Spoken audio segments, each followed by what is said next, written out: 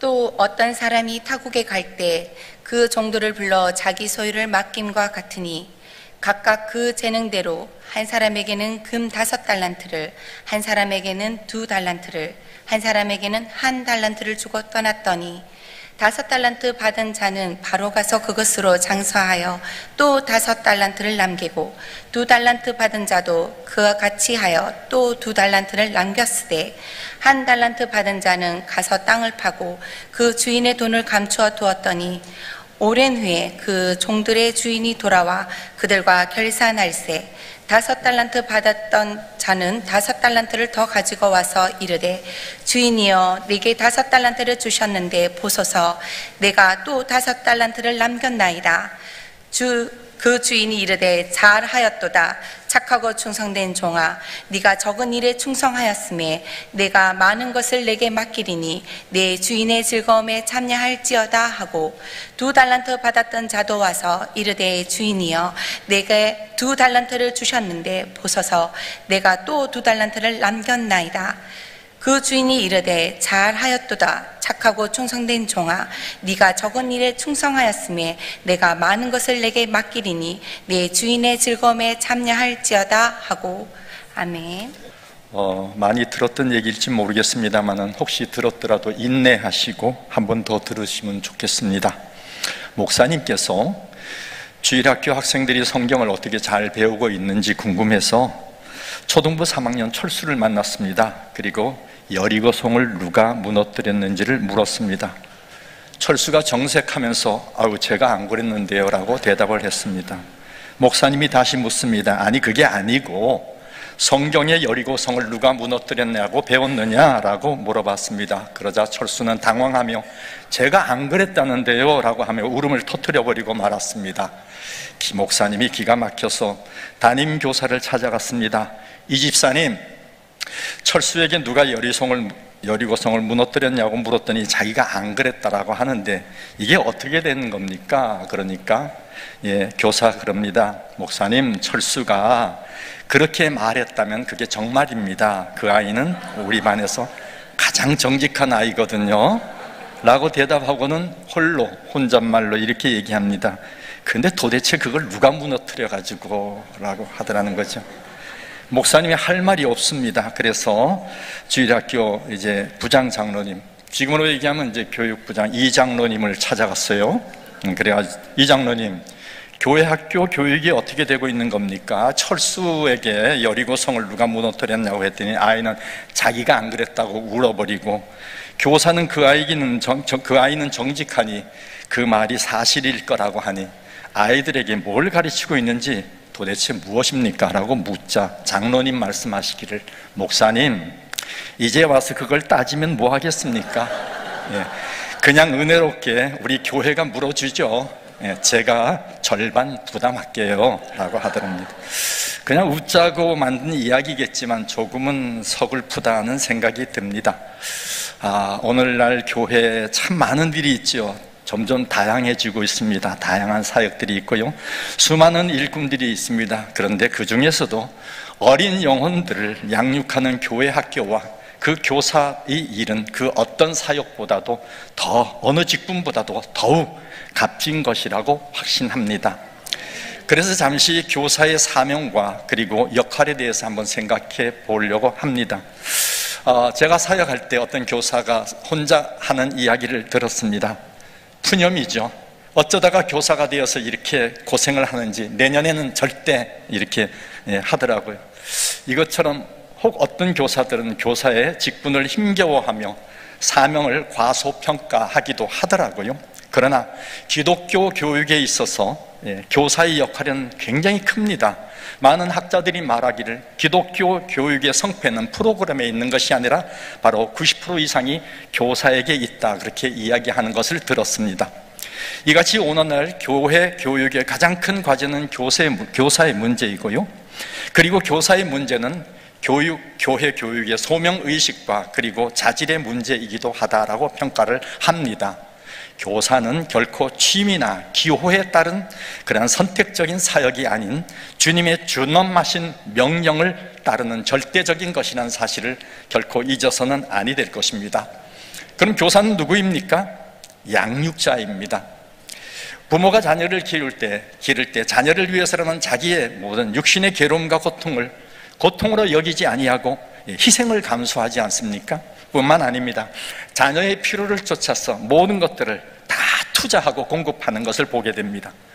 그와 같이 교사가 다음 세대를 위한 가르침에 있어서 부모와 같은 양육자다라고 하는 것입니다. 그 다음에 교사는 배우는 사람입니다. 미국의 심리학자 G.C. 홀이라고 하는 분은 교육자는 교육받는 자보다 더 많이 공부하지 않으면 아니 된다라고 말했습니다. 사도 바울은 로마서 2장 21절에서 이렇게 말했죠. 다른 사람을 가르치는 네가 내 자신을 가르치지 아니하겠느냐라고 말씀하셨습니다. 교사는 가르치는 사람이 되기 전에 많이 배우며 노력하는 사람이라고 하는 것입니다. 그 다음에 교사는 중매자입니다. 중매자의 역할이 뭡니까? 서로 상대방에 잘 소개해 주어서 서로가 좋은 마음을 갖도록 하는 것 아닌가요? 바울 사도는 고린도 교인들을 가르치며 고린도후서 11장 2절에서 이렇게 말했습니다. 내가 하나님의 열심으로 너희를 위하여 열심을 내노니 내가 너희를 정결한 처녀로 한 남편인 그리스도께 드리려고 중매함이로다 라고 말했습니다. 이런 얘기 있지 않습니까? 아시죠? 중매를 잘하면 양복이 한 벌이고 잘못하면 뺨이 석 대라는 얘기 들어보신 분 있을 것입니다. 그 다음에 교사는 통역자입니다. 성경 말씀을 어린이의 수준에 잘 맞춰서 적절한 언어로 이끌어 주어야 하며, 그래서 교사는 어린이들을 위한 그런 좋은 통역자가 되어야 합니다. 통역을 잘못하면 문제가 분명히 발생할 거예요. 그렇습니다. 특히 하나님의 사랑과 대속의 은혜와 또 예수 그리스도의 십자가의 희생의 의미를 바르게 전달하는 바른 통역자가 되어야 될 것입니다. 그리고 교사는 섬기는 자입니다. 예수님께서는 주와 선생이 되어서도 제자의 발을 씻겼다고 요한복음에 말씀하고 있는 것을 기억해야 할 것입니다. 그런데 교사들이 단순히 성경의 지식이나 사실만을 전달함으로써 의무를 다한 것으로 생각하는 경우가 너무나 많은데, 그것으로 충분하지 않고요, 교사의 가르침은 학생들의 삶을 변화시켜야 된다고 하는 것입니다. 그러기 위하여 교사 자신이 먼저 그러한 삶을 살아야 되지 않겠습니까? 그래요. 말로서 가르치는 방법이 중요한 것이 아니라 가르치는 사람이 살아가고 있는 모습을 보여주는 것이거든요. 그래서 교사 교육의 가장 중요한 얘기가 있습니다. 최고의 교수법은 본을 보이는 것이다 라고 하는 것이죠. 그것이 훌륭한 교사의 모습입니다. 그래서 교사는 다음과 같은 부분을 명심해야 됩니다. 가르치는 자가 어떤 인격을 갖고 있나 하는 것이 매우 중요하거든요. 그래서 교사는 첫째, 바른 인격의 소유자가 되어야 한다. 그리고 언제나 모든 일에 진실해야 됩니다. 그래야 가르침이 진실하고 배움이 진실하게 되는 법이거든요. 또 성실입니다. 모든 일에 성실한 교사는 가르침뿐만 아니라 배우는 이들에게 감동을 주고 또 따르고 학습하게 하는 것이죠. 그 다음은 인내하여야 합니다. 교육을 백년대계라고 하지 않습니까? 교육의 결과는 많은 인내의 시간을 거쳐서 무르익은 열매를 내어주기 때문입니다. 그 다음 사랑하여야 합니다. 뭐 더 말할 나이가 있겠습니까? 사랑은 이 세상의 가장 큰 힘입니다. 그리스도의 사랑으로 사랑함으로써 사랑이 이 세상에 가장 귀한 것임을 증거하게 하고 이로써 그들을 얻는 교사가 되어야 될 줄로 믿습니다.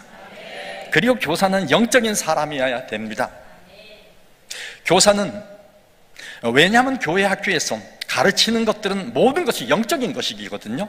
세상적인 것이 아니잖아요. 육적인 것이 아니지 않습니까? 즉 지식이 아니라 영성이라는 것을 기억하시고 교사 여러분들 모두 성령 충만하시기를 축복합니다. 그 다음은 지식입니다. 아는 것이 힘이죠.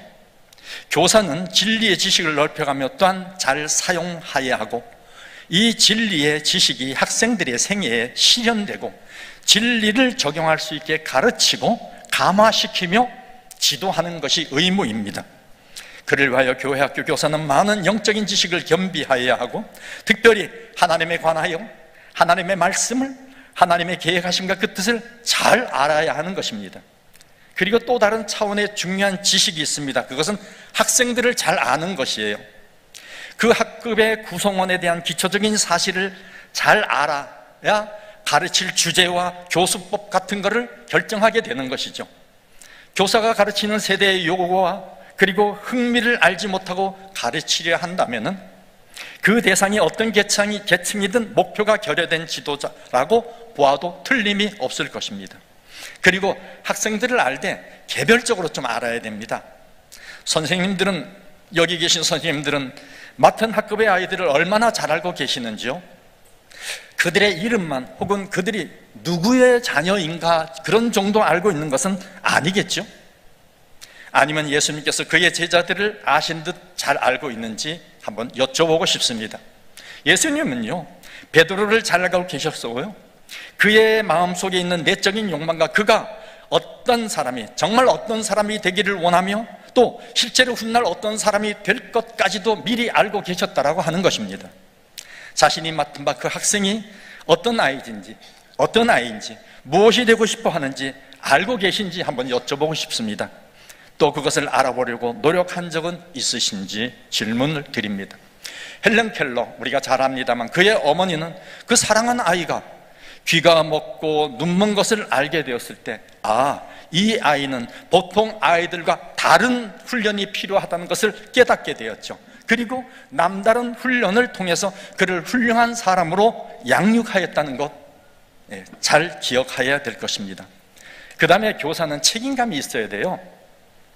교사가 자신의 사명이나 가르치는 학생에 대한 책임감이 없다면 그는 자신의 사역과 또한 학생을 진심으로 사랑하고 있지 않다는 그런 증거가 되는 것입니다.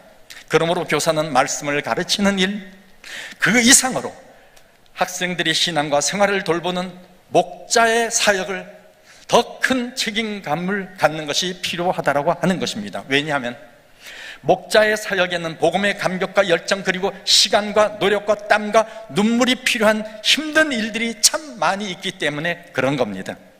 사도 바울께서는 교인들과 교회를 위한 사명을 책임지고 있는 자신의 심정을 이렇게 했어요. 골로새서 1장 24절에 이렇게 말했습니다. 한번 같이 읽어보실까요? 시작.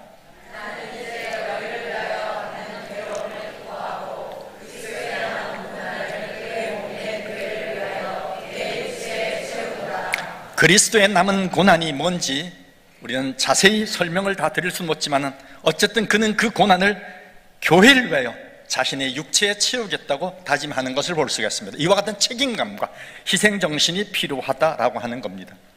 이상으로 교회 학교 교사의 사명과 또 책임에 관한 이야기를 간략하게 나누어 보았는데요, 이런 이야기를 할 때마다 기억되는 이야기 하나가 있어서 우리 교사 여러분들에게 소개해드리고 싶습니다. 전쟁 중이었습니다.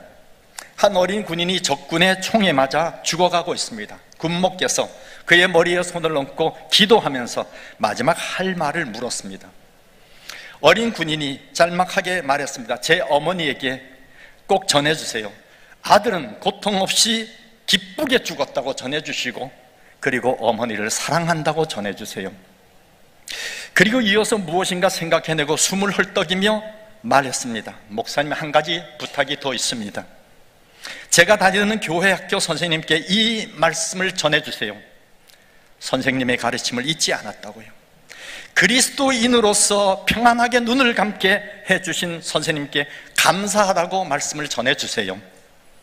목사님은 군인의 어머니를 찾아가 위로하고 아들의 유언을 전했습니다. 그리고 교회 학교 선생님을 찾아가서 위로하고 또 그 유언을 들려주었습니다. 선생님은 아무 말 없이 한참 동안 눈물을 흘리더니 무겁게 입을 열었습니다. 저는 지금 교회 학교 교사가 아닙니다. 교사라는 직분이 힘들 뿐만 아니라 대단치 않게 생각되어서 오래전에 그만두었습니다. 그러나 제자의 유언을 들으며 결심했습니다. 다음 주일부터 다시 교회 학교 교사로 봉사하겠습니다. 여러분, 교사의 바른 가르침은 어린 심령에 깊이 뿌리를 내립니다. 혹 교사가 평소에 대수롭지 않게 생각했던 교사의 사명이 한 어린 영혼과 운명을 바꾸는 소중한 일이 된다는 것, 이거 결코 잊지 마시기를 주님의 이름으로 축원합니다. 자, 지금까지 교사들의 사명이나 교육적인 면에서 말씀을 드렸고, 이제 본문의 말씀으로 함께 들어가도록 하겠습니다. 오전에 목사님께서 설교 첫 마디에 이런 말씀을 하셨어요. 세상 모든 사람이 행복하기를 원합니다. 맞습니까? 기억 못하세요? 기억하시겠죠? 예. 세상 모든 사람이 행복하기를 원합니다. 그렇습니다. 행복하기를 원하는 것이 모두의 마음이며 소원이죠. 그리고 저는 그 말씀에 연관하여서 세상의 많은 사람들은 성공하기를 원한다고 지금 이 시간 말씀드리고 싶습니다. 성공하기 싫어하는 사람은 없을 것입니다. 그래서 오늘날 대다수의 사람들은 출세지향적, 그렇죠? 혹은 성공지향적인 삶을 살아가고 있습니다. 출세하고 성공하는 것이 그들의 생애에 가장 중요하고 가장 가치 있는 목적이며 수단이 되고 있다는 것입니다. 그래서 성공하지 못하면 영원한 패배자요, 비참한 인생이 되고 마는 것이기 때문에 결국은 약육강식, 적자 생존의 원칙에 비추어서 수단과 방법을 가리지 아니하고 성공을 위하여 올인원을 하는 것을 볼 수 있습니다. 그런 사람들은요, 성공을 위해서라면 의리도 우정도 다 버립니다. 성공을 위해서라면 사랑도 포기하죠. 성공을 위해서라면 도덕이나 원칙이나 윤리나 규칙을, 규정을 무시해버립니다. 더 나아가면 반인륜적인 그런 행위도 주저하지 않습니다. 오직 그들은 성공만을 위해 앞을 다투어 달려갈 뿐입니다. 그리고 그 길을 가로막거나 거추장스러운 모든 것들은 그것이 무엇이든 간에 모두 제거하고 혹은 포기해버리기를 서슴지 않습니다. 그 성공의 길에 우선되는 다른 어떤 것도 용납하지 않는다는 것입니다. 저들은 상대를 짓밟고 일어섭니다. 그래야 내가 살 수 있고 내가 성공할 수 있기 때문입니다.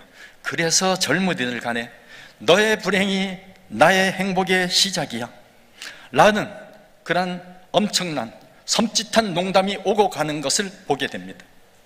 이러한 살벌하다시피 한 생존 경쟁의 싸움터가 바로 오늘날 세상의 풍속도입니다. 제가 한 어린 학생에게 물어봤습니다. 왜 그렇게 열심히 공부해야 하는 거야? 그 어린 학생은 서슴지 않고 말합니다. 성공하려고요. 앞만 봐도 성공이 무엇인지 알만한 나이가 아닌데, 그래서 성공이 뭔데라고 또 되물어 보았습니다. 여러분에게 한번 물어볼까요? 성공이 뭡니까? 성공이 뭐예요? 무엇을 의미하는 겁니까? 성공이 뭔데? 라는 질문에 그 아이는 하여튼요 라고 애매한 대답을 했습니다. 그때 옆에 있던 똑똑한 아이가 대신 대답을 했습니다. 돈 많이 버는 거죠 뭐. 또 한 아이가 옆에서 거들며 말하는데 서울대학 가는 거요. 돈을 많이 벌고 서울대학에 가는 것, 세상의 높은 지위와 지식과 권세를 얻는 것이 어찌 보면 성공이라고 말할 수도 있겠죠. 그러나 그것으로 성공을 다 말하기에는 어딘가 아쉬운 점이 한두 가지가 아닌 것입니다. 만약에 그것이 성공의 전부라면 돈을 많이 갖지 못하고 서울대학이나 좋은 대학에 가지 못하고 인기나 유명세나 권세의 근처에는 한 번도 가지 못한 인생은 실패한 인생이란 말입니까? 그렇게 생각하니까 더더욱 수긍하기 어려운 논리라고 생각되었습니다. 여러분, 정녕 무엇이 참된 성공이며 무엇이 실패인가요? 그렇다면 성경은 이 성공에 관하여 어떤 각도로 조명하고 해석하고 있으며 관심을 갖고 있는지 알고 싶은 것입니다. 누구에게 이 해답을 얻겠어요? 성경에서 해답을 찾고 싶었던 것이죠. 그래서 성경을 찾아보았습니다. 그리고 검색을 해보았습니다. 과연 성경에서는 성공이란 단어를 어떤 곳에 주로 사용하고 있는가, 그리고 어떤 의미로 보고 있는가. 그런데요, 성경 전체에서 성공이란 단어를 사용한 곳은 단 한 곳밖에 없었습니다. 전도서 10장 10절에 한번 읽어보실까요? 시작.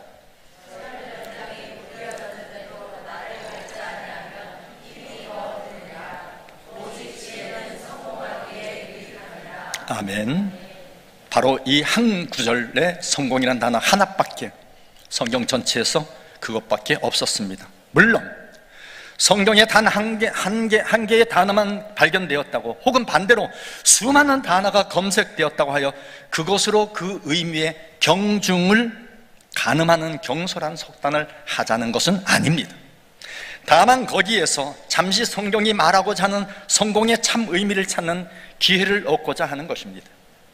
과연 성경은 우리에게 성공을 요구하고 있는가?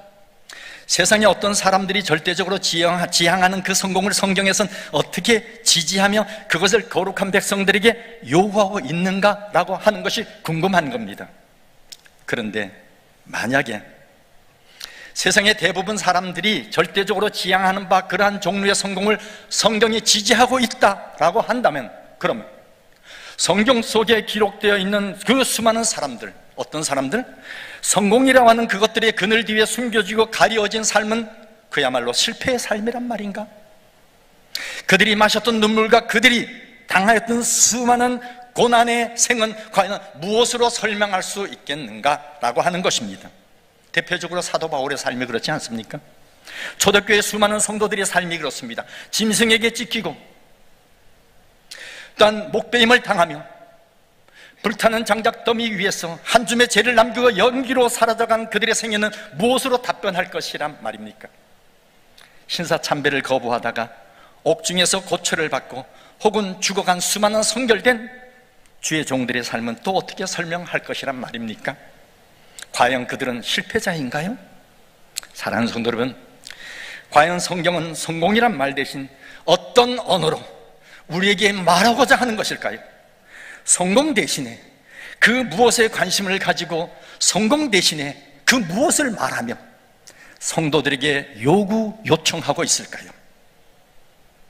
그것은 다름 아닌 충성이라고 하는 것입니다. 우리 모두는 청지기의 삶을 살고 있습니다. 청지기의 삶은 맡은 것을 관리하는 삶입니다.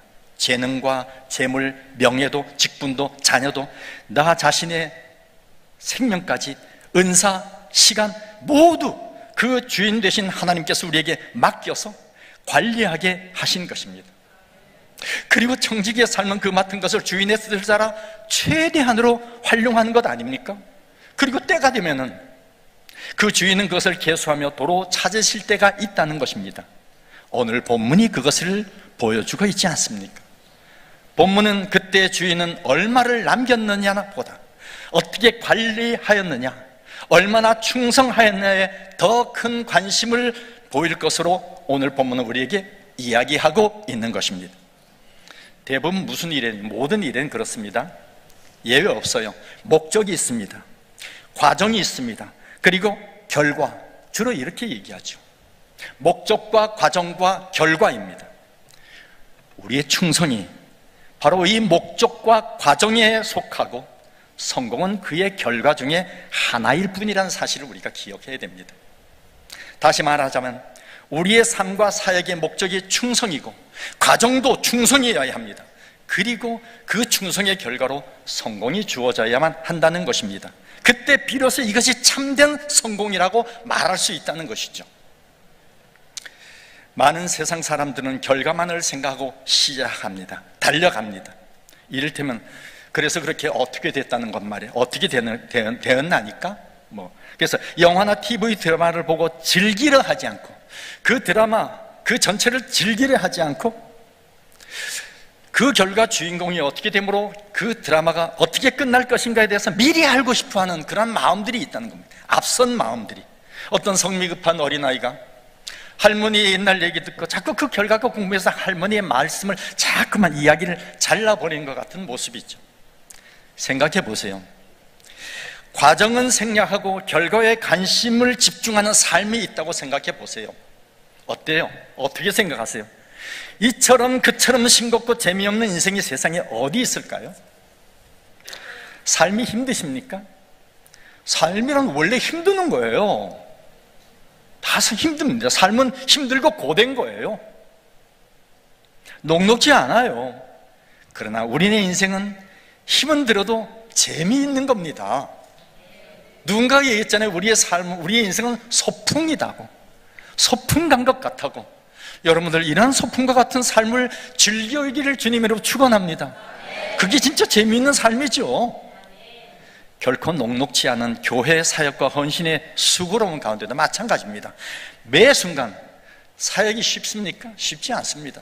어렵죠. 많이 힘들죠. 많이 수고롭죠. 그런데 그 가운데 매 순간 역사하시는 하나님의 놀라운 관섭을 깨닫고 생각할 때마다 까무러칠 만큼의 감격과 기쁨과 감사가 또 함께 있지 않습니까? 그렇습니다. 다시 말씀드립니다만 세상 사람들은 성공 그 자체만 봅니다. 성공이 목적이고 성공이 과정이고 성공이 최종 결과이어야만 한다는 것입니다. 그래서 오직 성공만을 위해서 전력 질주하는 것이죠. 그래서 우리는 곧잘 열심히 살다가 낙심하고 좌절하거든요. 그래서 열심히 공부했으나 늘 2등의 자리를 맴돌 수밖에 없었던 어린 학생이 스스로 고층 아파트에서 몸을 던지고 열심히 땀 흘려 정직하게 살아버리고 힘썼으나 가난의 짐이 몹시 힘들어서 버거워서 젊은 근로자가 삶을 포기하는 경우를 보았습니다. 성도도 역시 마찬가지예요. 열심히 주를 위해서 충성하는데도 불구하고 잘하고 있으면서도 언제나 성공이라는 결과를 생각하고 거기에 비추어서 만족하지 못하여 불만과 불평으로 헌신과 수고의 기쁨과 보람을 잃고 있는 성도들이 왕왕 있더라는 것이죠. 여러분들 잘하시는 겁니다. 열심히 잘하고 있는 겁니다. 결과를 보지 마시고 충성하시기를 주님으로 축원합니다. 어쨌든 성공 제일주의적인 세상의 공식과 원리로 보면 오늘의 본문을 보면요, 5 남긴 자는 최대 성공자겠죠.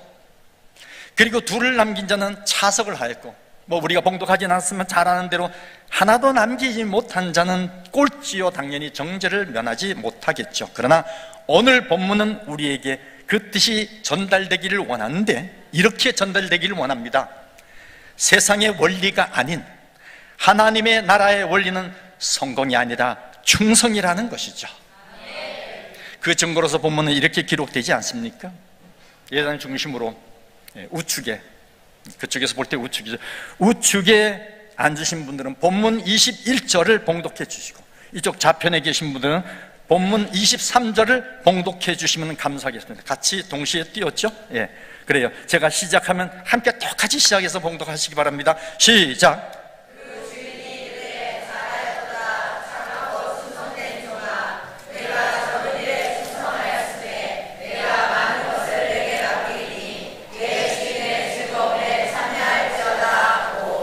아멘. 두 팀이 각각 다른 절을 동시에 봉독하였는데도 똑같이 시작하여 조금도 틀림이 없이 같은 소리를 내셨고 그리고 함께 끝을 맺었지 않습니까? 이쪽에 앉으신 분들이 봉독한 내용은 5 달란트를 남긴 종에게 한 주인의 칭찬이고, 이쪽에 앉으신 분들이 봉독한 내용은 2 달란트 남긴 종에게 한 칭찬입니다. 이미 다 알고 계셔서 조금 더 신기할 것이 없는 내용이죠. 그러나 오늘 이 시간에 다시 한번 확인해 보고 싶었던 것입니다. 세상적인 원리로 본다면요, 5 달란트를 남긴 종에게 한 주인의 칭찬은 2를 남긴 종에게 한 칭찬보다 한마디라도, 아니 토시 하나라도 뭔가 더 붙어 있어야 되지 않느냐라고 하는 겁니다. 세상 논리로 보면. 그러나 오늘 칭찬은 우리가 방금 확인한 것처럼 똑같으라고 하는 것입니다. 결국 주인은 자기의 재산을 5 달란트의 이익을 끼친 종이나 단지 2 달란트의 이익을 남긴 종이나 차등 없이 상을 줬다는 증거 아닙니까? 이것은 주인의 상급이 성취한 일의 양에 따라 그 결과에 의한 결정이 아니라 일의 과정과 그 충성도에 달려있음을 보여주는 것입니다. 그러므로 우리는 하나님께 어떤 일을 얼마나 배당받았는가 그다지 중요한 문제라고 할 수 없습니다. 얼마만큼 많이 성취했는가 그다지 큰 문제 아닙니다. 다만 그 일에 얼마만큼 충성되게 임했느냐가 문제될 뿐이라는 사실을 꼭 기억하시기를 부탁을 드립니다. 다시 말씀드립니다. 우리는 모두 하나님께 많은 달란트를 받았습니다. 은사와 사명이겠죠. 이것들은 우리 것 아닙니다. 하나님의 뜻에 맞추어 하나님 나라를 세운 일에 선용되어야 할 하나님의 것입니다. 그리고 하나님은 이것들을 맡은 우리에게 충성을 요구하시죠. 고린도전서 4장 1절 2절 말씀입니다. 또 한번 봉독하실까요? 시작.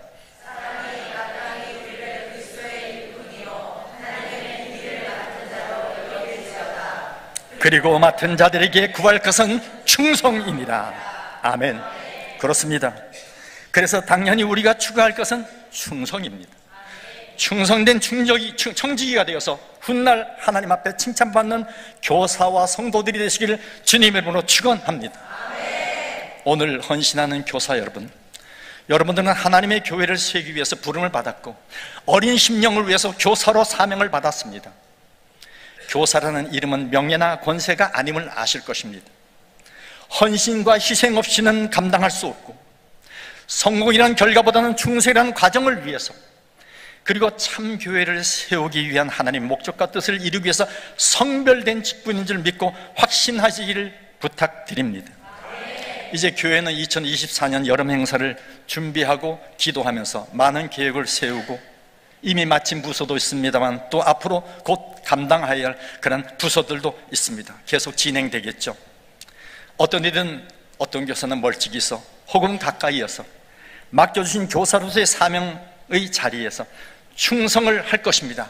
그리고 충성을 다한 후에 우리가 마침내 해냈어, 우리 성공했어, 이것도 좋겠지만 우리가 최선을 다했지, 우리 후회 없는 충성을 다했잖아 라고 서로 격려하며 자랑하는 일산명성교회 성도들 그리고 교사들이 다 되시기를 축원합니다. 축원합니다. 그러한 여러분들에게 하나님은 이렇게 말씀하실 거예요.